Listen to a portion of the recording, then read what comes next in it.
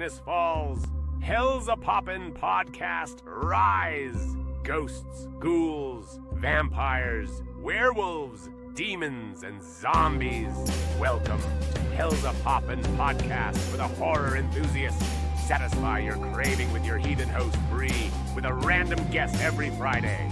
You want to know if a movie is worth a trip to the theater? Would you like to discuss a true crime? Have a supernatural story to tell? Join us. Hello, I'm your host, Bree. Welcome to Hell's a Poppin' Podcast for the horror enthusiast. Thank you so much for joining us on my very first episode. So we gathered here today to discuss all things horror. Do you ever watch a series, movie, or hear some true crime news and have no one to talk about it? Because no one else is into horror or true crime like you? Or have some paranormal lore that others might not have heard of? Then I encourage you to join into the conversation. So a little background of me. I'm a mother, I'm a wife, I'm a hermit.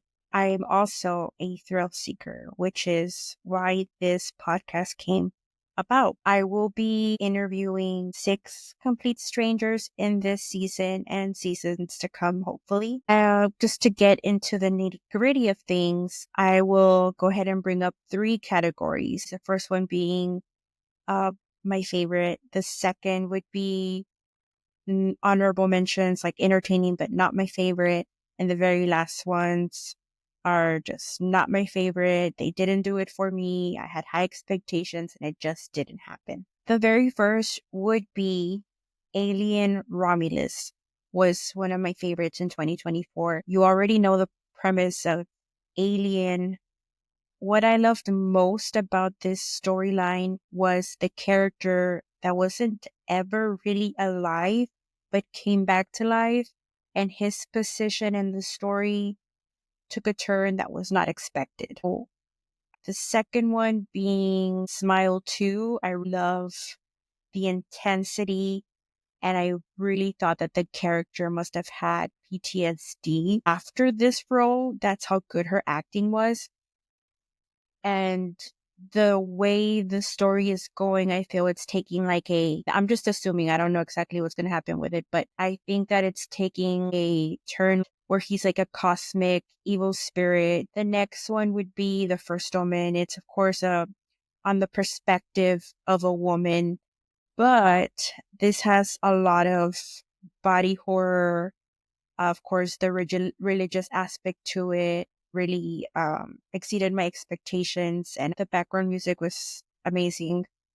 Let's see, another one would be Strange Darling. That one blew my mind because the story wasn't told in a normal sequence. It was out of place, and so you had to put things together, and that's kind of the whole plot of the movie. Basically, it's don't judge a book by its cover, and the quote of the movie was, "The devil you know is better than the devil you don't." So I'll just leave that there. Go watch it if you haven't seen it. Honorable mentions. So entertaining but not my favorite would be The Front Room. It's either going to make you gag or laugh. It has a lot of racial undertones and there's a campiness to it. And then also the substance. It did look like they had practical effects, which I'm all for. But it was obviously about vanity and the unreasonable expectations the media places on women. It's a good comeback for it to be more so beautiful. All right, now we're going into not a fan. Abigail. Abigail, I felt that it was a straight to demand movie. I wouldn't have gone to see it at the movies. I wouldn't spend my money on that. I would have just watched it at home. The next one was Nosferatu, and this one I'm partially to blame why I didn't like it because my expectations were high because I saw that the imagery was on point. Nosferatu's hand creeping up on the town. Spoiler alert, Ellen was a jerk. She did not sacrifice herself. Orlok told her, hey, you got 3 days to decide. She could have ran off and they could have chased after her. And that would have been a sacrifice. But his movies are always lackluster. They're always missing a climax. And it just did not exceed my expectations. The next one being Immaculate. It was a movie that was released along the first Omen. It wasn't really entertaining, and I felt like it was just a movie created for this actress, Sydney Sweeney, I think her name is. Okay, so now that you know what I'm into, it's time for our very first guest of the season. Her name is Monika. I poached her from the RGB horror group, and I am so thankful to her for giving me the time of day and being so easy to work with. We will be discussing first horror experiences, which is the topic of this season. We touch on 80s horror, the series yellowjackets on Paramount and Showtime. Go check it out if you haven't seen it. And the role of a mother introducing horror to our kids. So I hope you enjoy. Remember, if you liked the episode so far, go ahead and subscribe and tell your friends. Now let's ask Monika, what is your first horror experience? That'd be cool. Yeah. So my first horror movie experience. So a little bit of background about myself. I'm now 43. So definitely an 80s baby when horror films were like at their peak, in my opinion. Yes, of course. I agree. Yeah. So that's where all the good, scary stuff was starting to come out. So my earliest experience was with Nightmare on Elm Street. And so I was looking back at some dates on Google. So I was probably like maybe about four-ish. I'm thinking four-ish when it first came out. Again, his baby was at my grandma's house filled with teenagers. My tias and tios were teenagers at that time. So, they had HBO. That was the in thing. Really wasn't being monitored at that time. So my first movie experience was watching Nightmare on Elm Street. I had no idea what I was watching. It was just something that I thought was on the TV. I thought I was going to watch something for kids because it was during the daytime. And there I see this scary man with knives for fingers.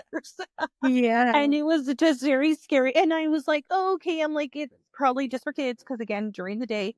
So I really didn't think anything of it. And then I think I saw like the first few minutes of it and he scared me so badly. I was probably like four-ish. I accidentally saw Wes Craven's New Nightmare when I was in the 6th grade. Had no idea it was Freddy Krueger. I guess I was just like, yeah, it's a new scary movie. Like, let's go see it. It's going to be awesome.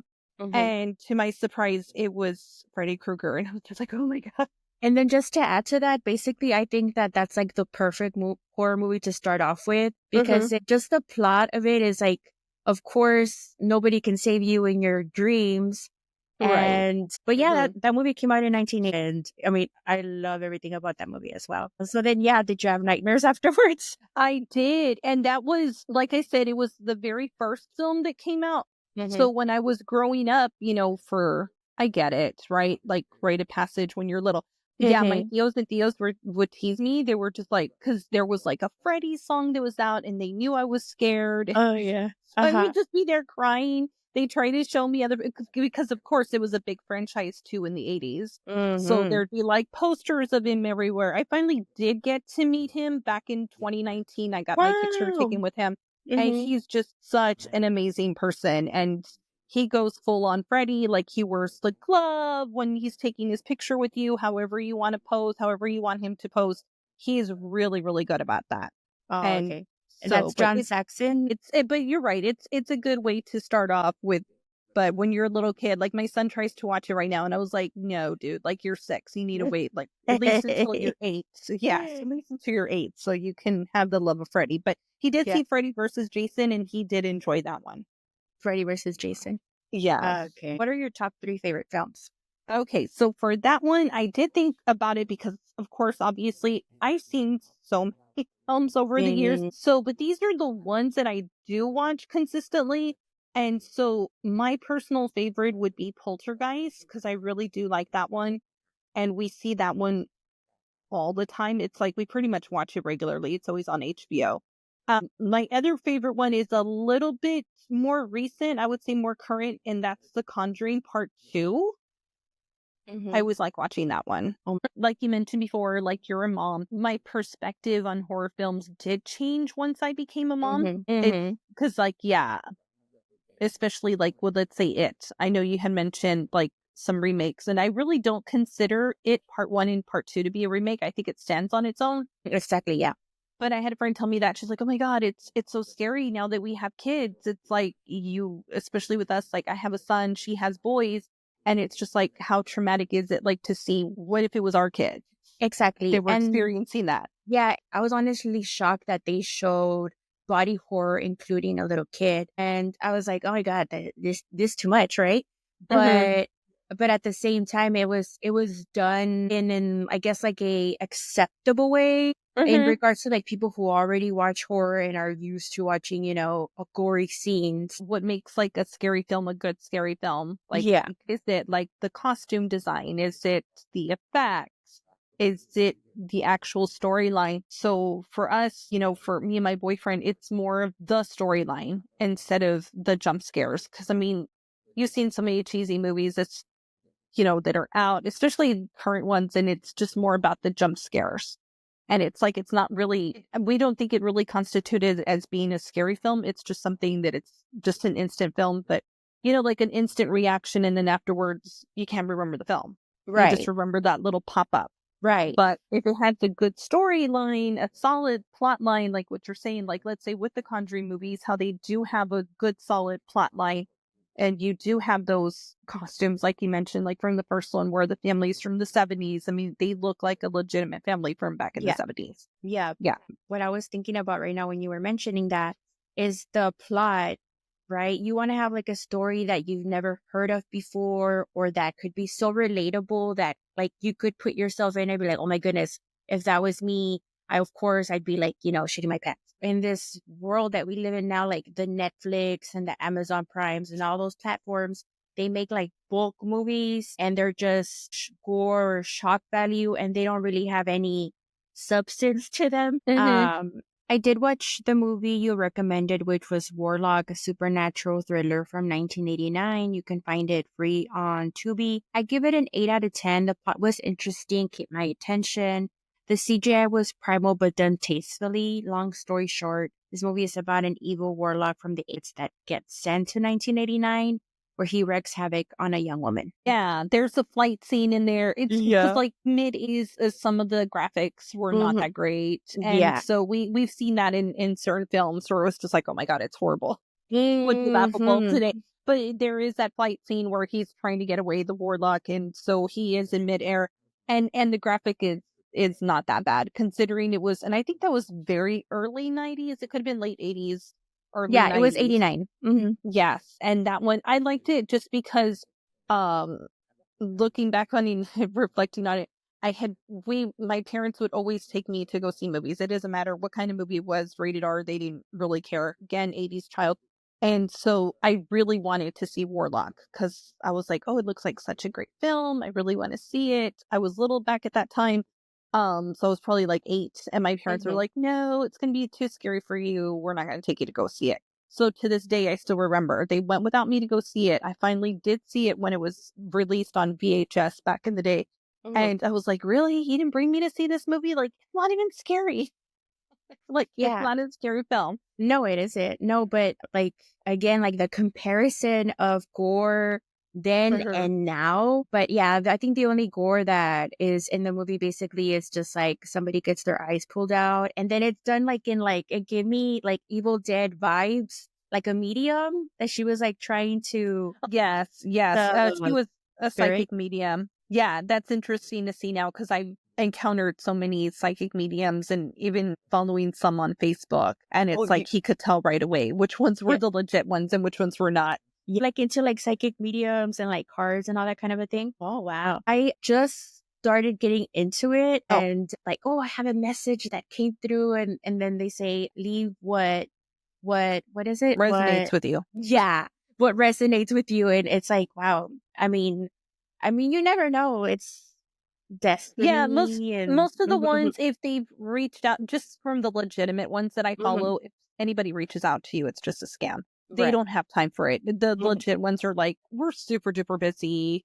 We have wait lists up to 3 years. We're not going to be reaching out to you. So Yeah. they usually do tell you that in the very beginning. And Mhm, that's what I like about The Conjuring Part 2, mhm, because, mhm. I mentioned that one, like that one's one of my favorites. And it's more like it all got started because Janet had made a homemade Ouija board. And when she started using it in the house, that's when all the paranormal activity had started happening in the Oh, house. yeah. Okay, yeah. I was like, which one Yes. is? I think what I remember most of it is that they call cookies biscuits over there in, where's it Yes. that?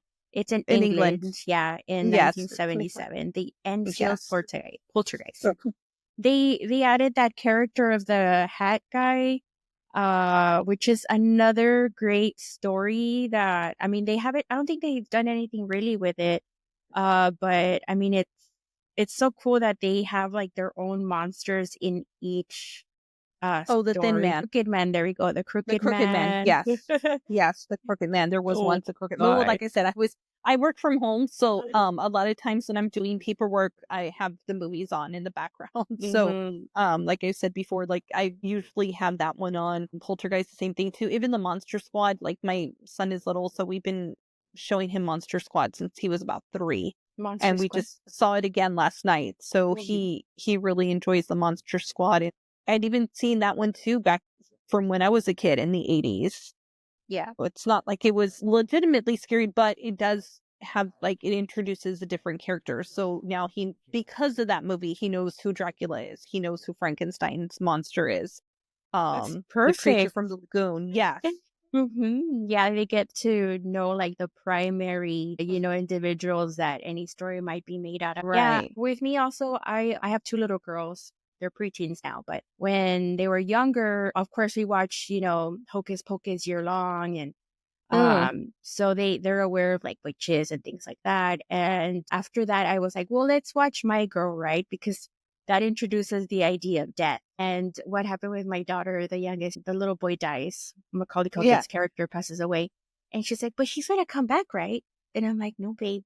Like, he's gone. Like, you die, right? Like, there's Uh-huh. no coming back. And she was like so shocked. But at the same time, Yeah. it's like, it's a realization that, these things happen. Even little kids die. Right. They don't always have the happy ending. Yeah, they don't Yeah. know. But yeah, that's how I introduced them to, death and horror kind of a thing. And Mm. then after that, we watched Pet Cemetery. And so Oh. they knew about death and about coming back was not natural. Oh, okay. I And get you. I get you. yeah, and I remember I took like a picture of them watching Pet Cemetery because, I mean, when I grew up, I only watched Disney movies as a little kid. Oh. Child's Play was coming out, and on Yes. TV, I was terrified because I lived in like the princess world and the castles and the pretty dresses Yes. that happily ever after. So that was like shocking to me. So I got into horror, I guess, just from being home alone, bored, and I would like watch The Exorcist by myself.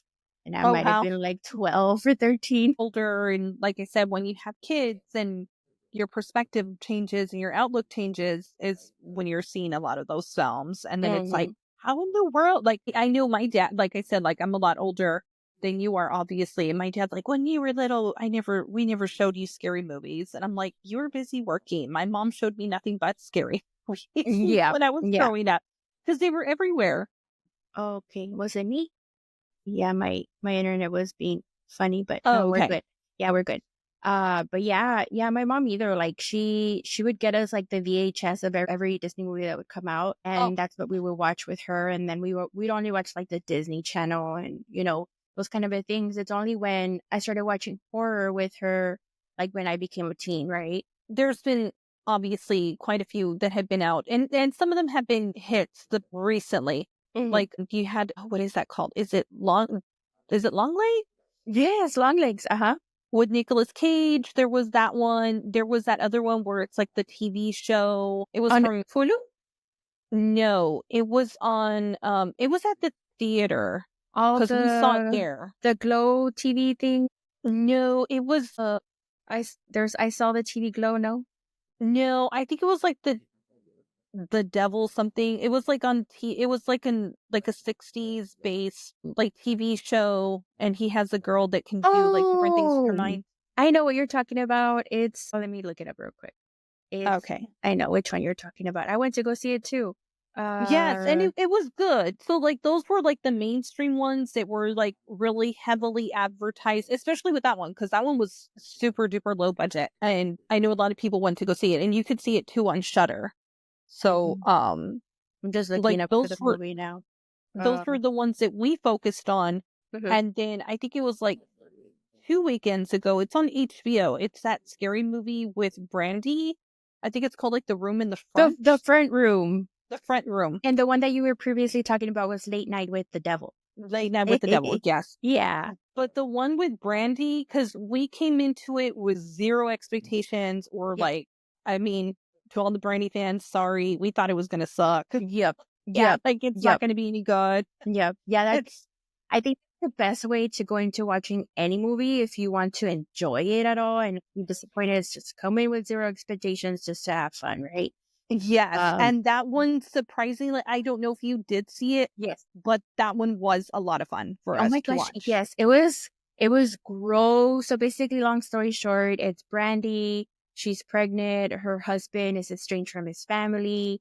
And his dad dies, but he has a stepmother, and the stepmother is evil, of course. And she's an elderly lady, and she's going to need help basically at the end of her life. Living. Yes. Basically living.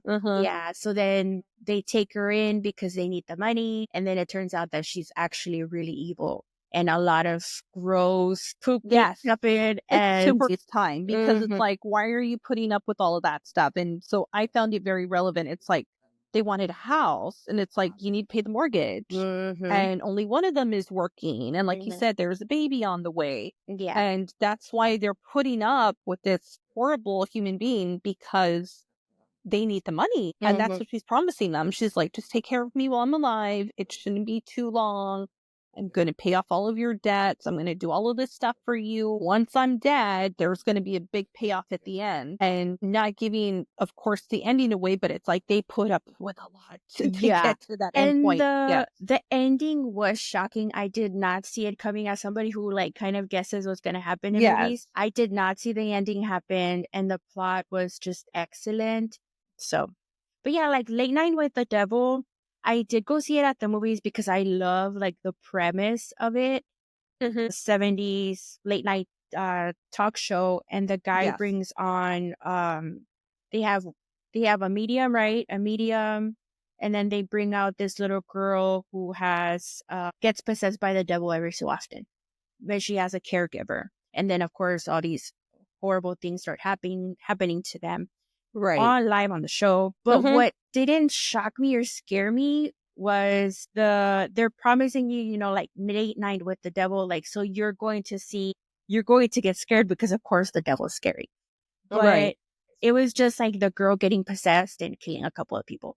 Nothing else. And it kind of goes into like the lunacy, kind of reminding you also of Evil Dead, where it kind of just goes like haywire and they didn't know what to do in the ending.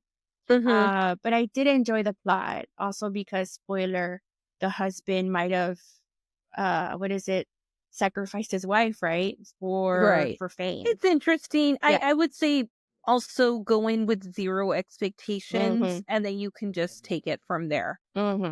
Yeah. Because with Long Legs too, we did not know. We just heard like, it's a great scary film. It was worth watching. You either love it or you hate it. And it's either because you either love or hate Nicolas Cage. I think that's what it boils down to. If you love him, you're really going to enjoy the film. If you totally hate him and you think he's a wacko, you're not going to like that movie. But it was a really good performance by him. Yeah. And then Long Legs also, it reminds you of that bird that goes and lays eggs in somebody else's nest. And then they like, those eggs will eat like the other eggs that are original and own the nest. So basically that's kind of like the premise of Long Legs. If you haven't seen it, right? A lot of people have seen it already, but if you haven't, that's kind of what it is, because it's like the devil going into, or like a devil's advocate going into somebody's home, and then that person has to go into somebody else's home and keep the chain going. It's set in the 90s or 80s.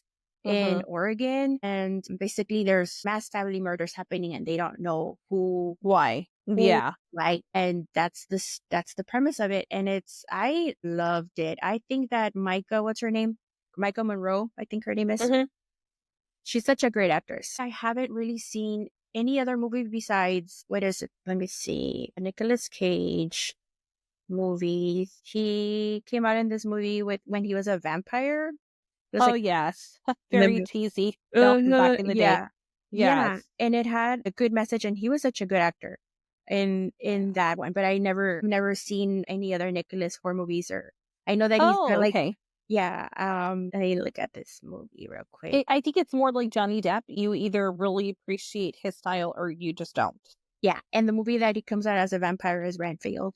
But yeah, I mean, Oh, Nicholas. yes. He did another one back in the 80s. I thought that's the one you were talking about. But yeah, Renfield was a big disappointment. My Mhm. boyfriend was super hyped about it. We didn't get to see it at the movies, and I'm glad we did not get to see it at the movies because I fell asleep through it, I think, like 3 different times at home. It Yeah, To me, it was just not great. yeah. So, but that's just me. Renfield is about a Dracula character, and Renfield is his assistant, and he's in Yes. charge of bringing blood to Dracula. But it's like Hmm. a horrible boss type of situation. Like I wouldn't have gone to go see it at the movies, but it has a good message, and it's just for fun. It's a good Halloween watch. It's like there's a lot of little gems out there, and I don't even know if they would be considered like horror films. I know you said like for remakes initially, because I had to Google it to see which remakes I liked, because I did not like the Halloween ones. The Oh yeah, Rob Zombie, I just did not care for it. I'm just not a Rob Zombie fan. me neither. That's just me. Yep, yep. Yeah, my boyfriend is, so he thinks it was really awesome. He enjoys them just because he's a Rob Zombie fan. Hmm. So the one that I thought of was Fright Night because it was the same director and the same one that wrote the original film back in the 80s. Oh, Fright Night with Colin Farrell. Yes. Oh my God, that one was excellent, excellent. I mean, then they have Anton Yelchin, who was like a young upcoming actor back in the mid 2000s, Hmm. and he passed away in 2016. That was just so horrible. I don't know. Did you know about how he passed away? No. It was a freak accident. His Jeep malfunctioned, and it like Oh. crushed him against his gate of his house, and he passed away. Oh, And he yes. I was think I really vaguely young. remember that. Yes. Hmm. He's only like a year younger than me, so he must have been 25, Oh, 24. boy. Yeah, he was Yeah. at the prime of his career. So, Wow. have you seen The Green Room? The Green Room. Yeah, it's also with Anton Yelchin. Hopefully, I'm pronouncing his name correctly. And it's about this band. It's like a punk rock band, and they get attacked by neo-Nazis in a remote club, also in Oregon area. I don't know if it would be considered horror. It is. It says Mhm. horror action. Oh, there you go. Yeah. From 2015. I'm not familiar with that one. Hmm. There are a few fun ones that you had mentioned that have to do like with Nazis. I can't Hmm. think right off the bat, but I know we've seen a few of those Oh, as yeah. well. Overlord. From 2018. Another one I recommend. And several American soldiers who are dropped behind enemy lines the day before D-Day and discovered terrifying Nazi experiments. It starts off like very like we're friends, we're gonna battle this out together, and then boom, reality hits them. And Oh, okay. yeah, so it's gory and the acting is excellent, excellent. Chef's kiss. Joseph Quinn from Stranger what? Stranger Stranger Things. Stranger Things comes out. Yes. Were you into Stranger Things or no? Yes, yeah. We watch it. We've been watching it since it first got started. It just isn't supernatural enough for me. Like I feel like it's more sci-fi. So that's why I wasn't so Hmm. into it.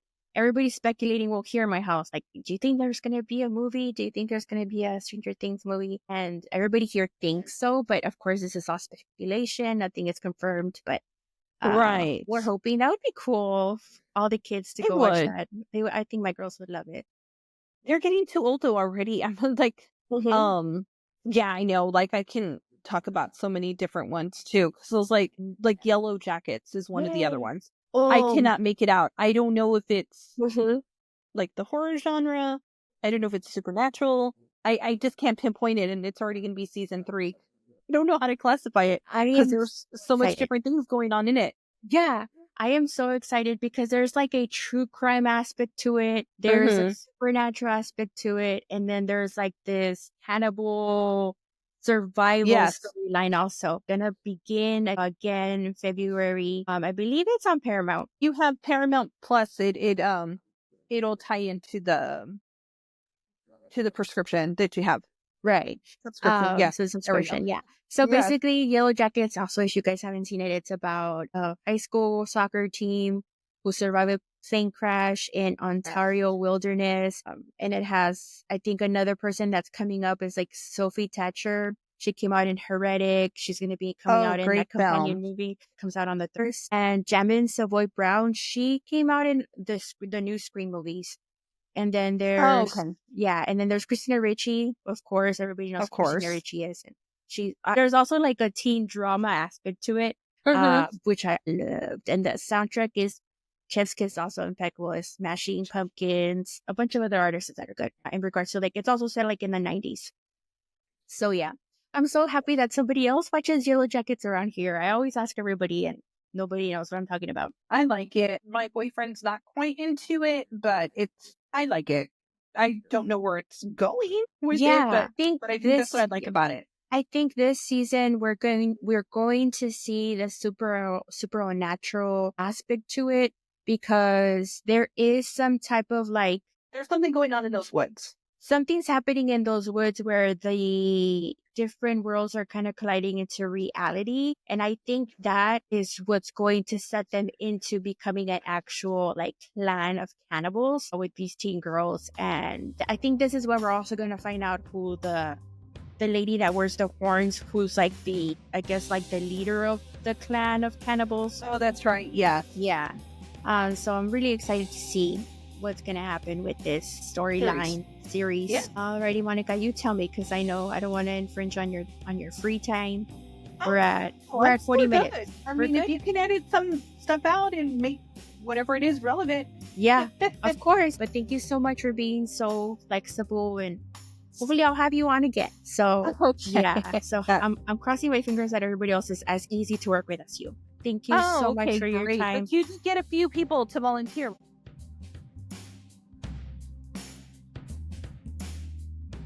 And thank you to my listeners. You can find full show notes from today's episode over on my website.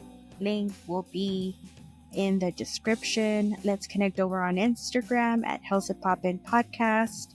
If you're loving the podcast, I'd be so honored if you go ahead and subscribe and leave a review. Until next time.